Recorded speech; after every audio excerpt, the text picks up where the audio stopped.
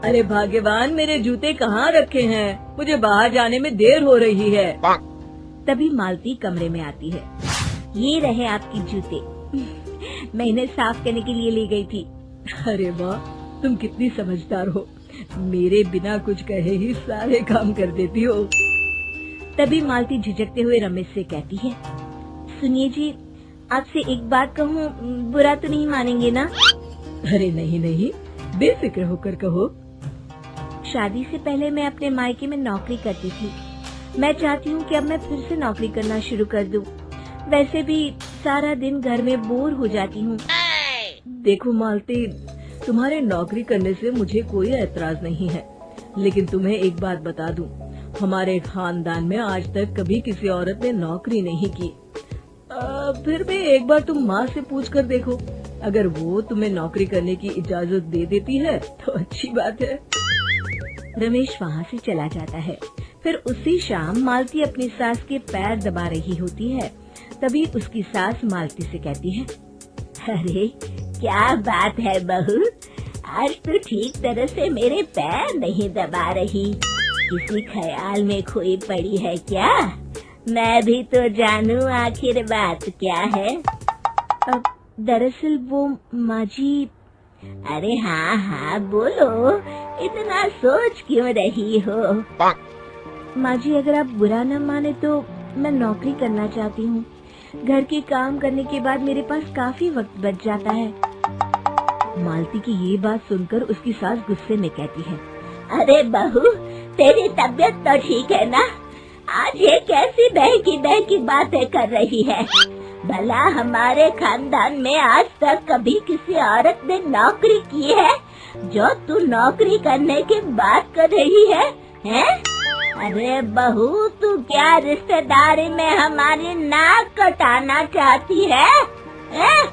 जितना जल्दी हो सके अपने दिमाग से नौकरी का भूत उतार दे। और अब जा, जल्दी से रसोई में जा, खाना बनाने का वक्त हो रहा है। मालती मन मार कर खाना पकाने के लिए रसोई घर में चली जाती है।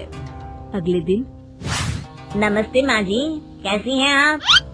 अरे आओ आओ दिवाकर बेटा, बैठो, मैं तुम्हारे लिए चाय मंगाती हूँ। बहू, जरा एक कप चाय तो लेती आना। फिर दिवाकर एक फाइल खोलकर मालती की सास के सामने रख देता है। ये देखिए माँ जी, ये है पिछले महीने का हिसाब और ये रहे मुनाफे के रुपए। एक बार हिसाब देख लीजिए और इन कागजों पर अपने दस्तखत कर दीजिए। अरे दिवाकर बेटा, मैंने भला आज तक कभी तेरा हिसाब देखा है जो अब देखूंगी? ला बता, कहाँ दस्तखत करूं? तभी मालती चाय लेकर वहाँ आ जाती है और अपनी सास को बिना कागजातों को पढ़े इस तरह लापरवाही से दस्तखत करते हुए देखकर हैरान रह जाती है। अच्छा माँ जी, अब मैं चलता हूँ, फैक्ट्री में बहुत काम है। फिर दिवाकर वहाँ से चला जाता है। कुछ दिनों बाद मालती बाजार में कुछ सामान खरीद रही होती है। तभी एक बूढ़ा आदमी उसे आवाज देता है, अरे मालती बेटी, कैसी हो?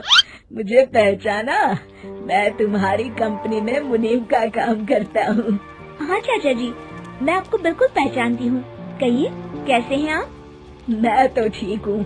कंपनी में कुछ भी ठीक नहीं चल रहा, यहाँ तक कि हमें ठीक वक्त पर तनख्वाह भी नहीं मिलती। ये आप क्या कह रहे हैं? अब क्या बताऊं, आप लोग तो कभी हिसाब किताब देखने दफ्तर आते नहीं। मेरी मानो तो एक बार आप लोग दफ्तर आकर सारा हिसाब किताब देख लो, आपको असलियत पता चल जाएगी। अच्छा बेटी, अब मैं चलता हूँ, देर हो रही है। फिर वो बूढ़ा वहाँ से चला जाता है। वहीं दूसरी तरफ मालती घर पहुंचकर अपनी सास को सारी बात बताती है। तभी वहाँ रमेश भी आ जाता है, लेकिन मालती की सास मालती की किसी भी बात पर विश्वास नहीं करती। तभी रमेश कहता है, अरे माँ, बिना आग के कभी धुआं नहीं उठता। जब मालती इतना कह रही है तो हमें एक बार दफ्तर चलकर देख लेना चाहिए। वैसे भी हम लोग काफी दिन से अपने दफ्तर नहीं गए हैं। इस तरह किसी एक आदमी के भरोसे काम छोड़ना मुझे भी ठीक नहीं लगता। अगले दिन वे सभी अपने दफ्तर पहुंचते हैं और सीधे दिवाकर के कैबिन में जाते हैं। अचानक सबको एक साथ देखकर दिवाकर चौंक जाता है। अरे माँ जी, आप सब लोग अचानक यहाँ कैसे आ गए? अगर कुछ काम था तो मुझे एक फोन कर दिया होता, मैं आपके घर आ जाता। तभी मालती की सास कहती है, अरे दिवाकर बेटा, आज मैं हिसाब देखने दफ्तर आई हूँ, जरा मुझे पिछले 6 महीनों का हिसाब दिखाना तो बेटा। दिवाकर घबराते हुए हिसाब की फाइल मालती की सास को देता है। मालती की सास फाइल लेकर मालती को देती है और कहती है, ले बहू, देख ले हिसाब। मालती फाइल को बड़े गौर से देखती है और अगले ही पल उसे सारी गड़बड़ी समझ में आ जाती है। वो अपनी सास से कहती है, माँ जी, मुनीम चाचा बिल्कुल सही कह रहे थे।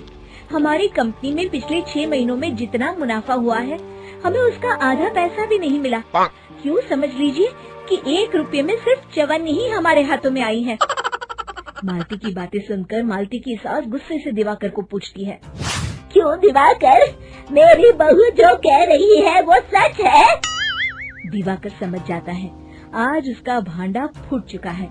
वो गिड़गिड़ाते हुए कहता है, मुझे माफ कर दीजिए माँ जी, मैं पैसों के लालच में अंधा हो गया था।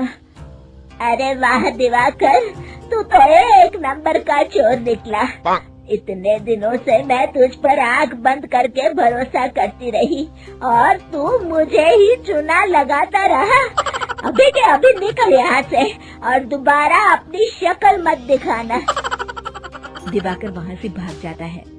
मालती की सास मालती को शाबाशी देते हुए कहती है, बहू, आज मैं समझ गई कि पढ़ाई लिखाई हमारी जिंदगी में कितनी जरूरी है। मैं बहुत किस्मत वाली हूँ जो मुझे तुझ जैसी बहू मिली है। शिक्षा, पढ़ाई लिखाई का इस्तेमाल सही जगह करके हम दुनिया में बहुत कुछ बदल सकते हैं।